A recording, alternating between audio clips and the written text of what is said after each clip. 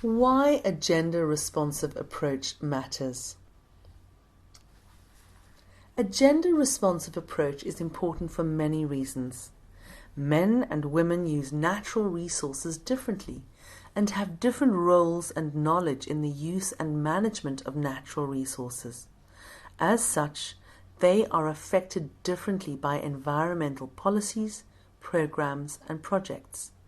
Find out more in this section about why it matters to consider gender issues and perspectives in environmental and natural resource management, in particular when designing policies, programs, and projects.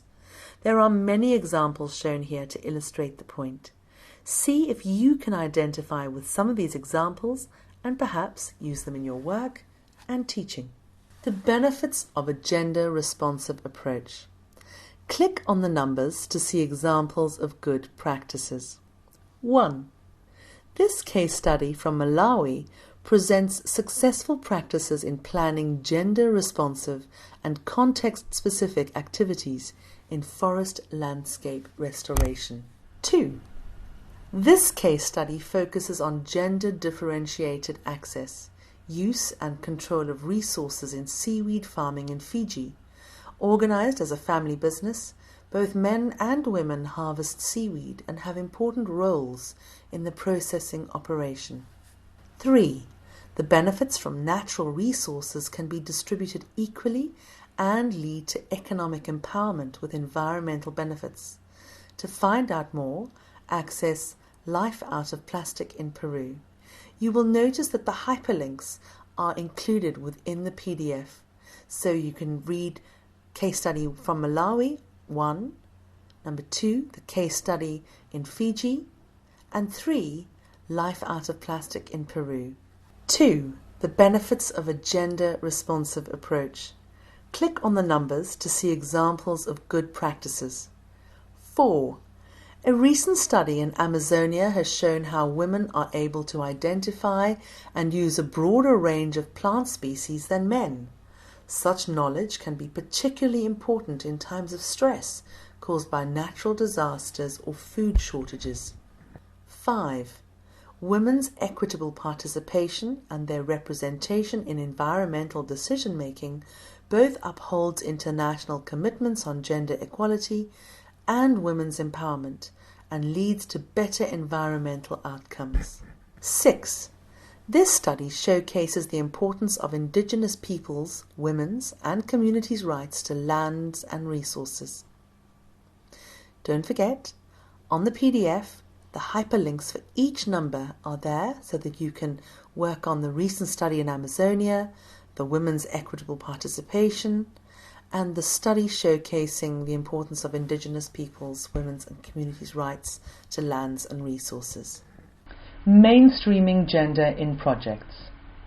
Mainstreaming gender requires attention and commitments at all levels, from community-based organizations to international conventions. Gender mainstreaming is not a linear process, and there is no one-size-fits-all solution. It derives both from internal reflection by individuals and within institutions, and an understanding of the external factors that affect gender equality through policies and projects. Elements of a gender-responsive approach. Gender-responsive stakeholder consultations. Identify women and men likely to be affected by the project activities and ensure equal participation and decision-making opportunities across the project cycle through inclusive and gender-responsive stakeholder consultations. Gender analysis collection and analysis of sex disaggregated data and gender information to inform project design, implementation, monitoring, and evaluation. Gender-responsive actions. Project activities proactively address gender differences and promote gender equality and women's empowerment. Gender-responsive monitoring and evaluation. Identify and incorporate gender-sensitive indicators and targets to measure project results in monitoring, evaluation, reporting, and learning. Point of reflection. What do you think are some of the social benefits of taking a gender-responsive approach in your work? Write your reflections here. GEF Small Grants Programme. The Small Grants Programme, SGP, has developed a global gender mainstreaming policy, and one of the key features of the approach is to consider gender as one of the main criteria in grants approval. You can click on this item here to access SGP projects examples when you go to the unccelearn.org site. SGP is a corporate program of the Global Environment Facility, GEF, implemented by the United Nations Development Programme, UNDP, since 1992. SGP grant making in over 125 countries promotes community-based innovation, capacity development and empowerment through sustainable development projects of local civil society organizations, with special consideration for indigenous peoples, women and youth. In particular, SGP supports biodiversity, conservation, climate change mitigation and adaptation, the prevention of land degradation, the protection of international waters, and the reduction of the impact of chemicals while generating sustainable livelihoods. You can click on this icon on the unccelearn.org site to find out more about the program. Women must be part of the solution. Farmers, fishers, household providers, entrepreneurs, women are not only victims but also powerful actors of change. Women's agency is crucial for the sustainable management of natural resources. Gender equality cannot be measured by women's and men's presence alone. Effective participation of both is key. Habiba Ali runs a business in Kaduna, Nigeria that focuses on improved cook stoves, solar energy products and water filters. Habiba realized how important basic energy is for an individual's health, especially for women, after attending a forum. This motivated her to start a business in this field. She now has 17 employees and collaborates with 59 youth artisans. Inspiration for her products comes from visits to different communities. There, she gathers a better understanding of the local energy needs and how to develop tailored solutions. Esther Ndunga Mutisia creates and sells clay pots in the market to support her family.